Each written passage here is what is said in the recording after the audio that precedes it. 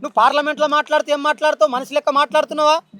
మనుషులు చచ్చిపోతే ఆనందపడుతున్నావు. ఏమన్నా నువ్వు మనిషివా మృగానివా?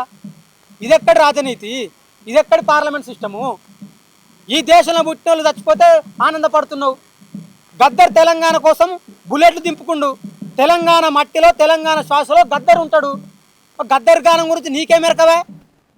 నీకు కోసుడు రక్తం చూసుడు తప్ప నువ్వా మాట్లాడేది? మీరు అద్భుతంగా మాట్లాడండి ఇంకా గద్దర్ గురించి. రాబోయే ఎలక్షన్లు ఉన్నాయి కదా, మీకు తెలుస్తుంది గద్దర్ పవర్ ఏందో.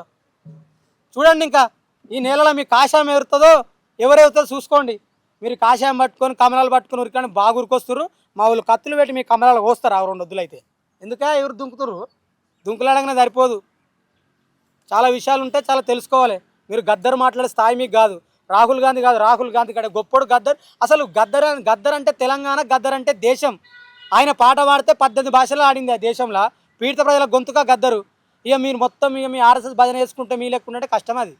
ఆయన సుప్రీంకోర్టు ప్రధాన న్యాయమూర్తిగా అవమానించిండు. న్యాయ వ్యవస్థ మీద గౌరవం లేనోడు.